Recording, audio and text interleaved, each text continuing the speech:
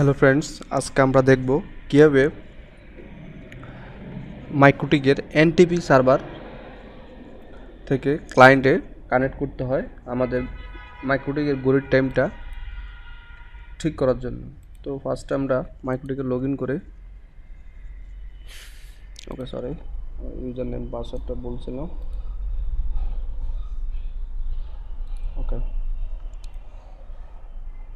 তো আমাদের ফার্স্টে সিস্টেম থেকে ক্লক ধরুন আমাদের এখানে টাইমটা আমরা একটু চেঞ্জ করে দিই। ওকে, তো এখন দেখতে পাচ্ছেন আমার টাইম 2013, বা আমি এখানেও নিজে কিছু চেঞ্জ করে নিলাম। আমরা কি করব, এনটিপি ক্লায়েন্ট, তো সিস্টেম থেকে এনটিপি ক্লায়েন্ট বা কিছু ভার্সনে শুধুই এনটিপি পাবেন। তো এখান থেকে আমরা এনটিপি সার্ভারটাকে এনাবেল করতে হবে। আর হচ্ছে আমাদের এখানে এনটিপি সার্ভার, তো গুগলে সার্চ দিলে হাজার হাজার এনটিপি সার্ভার আইপি আপনি পেয়ে যাবেন, বা এনটিপি সার্ভার অ্যাড্রেসও আপনি পেয়ে যাবেন। তো আমি যেটা ইউজ করি সেটা হচ্ছে time.google.com। তো অটোমেটিক্যালি আমার টাইম সেট আপ হয়ে গেছে। তো আমি একটু দেখে আসি, আমার সিস্টেম থেকে ক্লক আপডেট হয়ে গেছে।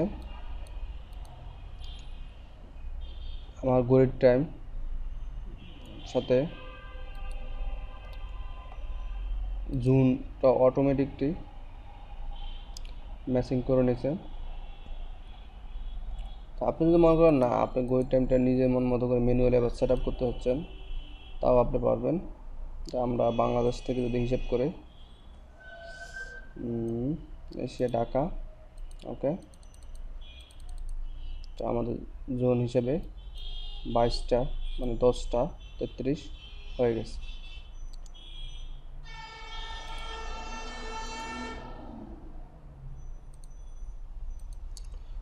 তো আমরা আজকে যেটা শিখলাম সেটা হচ্ছে কীভাবে এনটিপি ক্লায়েন্ট সেট আপ করতে হয়।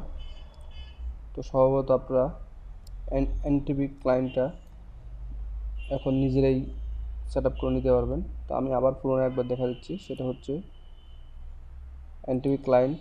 এখানে আপনার নির্দিষ্ট এনটিপি সার্ভারের আইপি বসাবেন বা ওয়েবসাইটের নাম বসাবেন।